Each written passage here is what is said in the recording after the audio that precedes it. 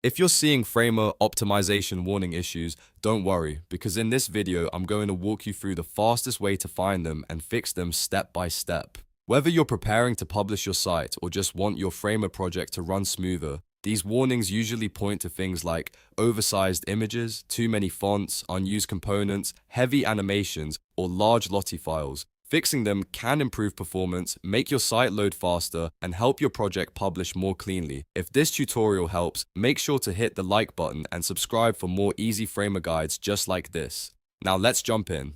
First, open Framer and load your project. Once you're inside the editor, click Publish or Preview so you can see the optimization warnings that Framer is showing you. This is the first and most important step because Framer will usually highlight exactly what needs attention before you go live. After the warnings appear, take a moment to review them carefully. Don't just ignore them because each warning is pointing to something that could be affecting your site performance. One of the most common issues is large images. If Framer tells you an image is too large, click the image first, then look over on the right panel. From there, enable Optimize Image if that option is available, or manually reduce the image size before uploading it again. Smaller images usually mean better performance and fewer warnings. Next, check for too many fonts. If your site is using multiple font families, Framer may flag that as an optimization problem. To fix it, try using fewer font families across the project. Also remove any unused text styles that you're no longer applying anywhere in the design. Keeping typography simple can make a big difference.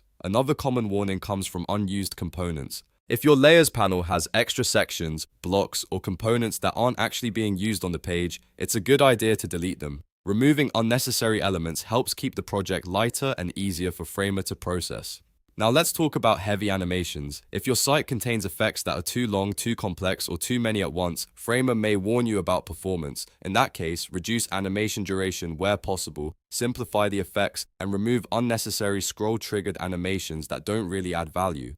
Clean motion usually performs better than overcomplicated motion. You should also look at embeds and custom scripts. If your project has too many embeds or extra code blocks, Framer might flag those as well. The best approach is to remove any custom code that you don't actually need and keep only the essential embeds required for the site to function.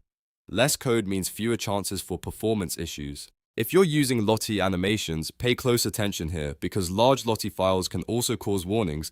Try using a smaller or optimized Lottie JSON file whenever possible. If the animation is too detailed or too large, reduce the file size or simplify the animation before uploading it again. This can help a lot if your page includes multiple motion assets. After making these fixes, preview your project again and check whether the warnings are gone. This second preview is important because it confirms whether your changes actually improve the optimization status. If everything looks good, go ahead and click Publish to update your live site. And that's it. By checking the warnings, fixing images, reducing fonts, cleaning up unused components, simplifying animations, trimming embeds, and optimizing Lottie files, you can solve most Framer optimization warning issues quickly and confidently. If this video helped you out, don't forget to like and subscribe, and I'll see you in the next Framer tutorial.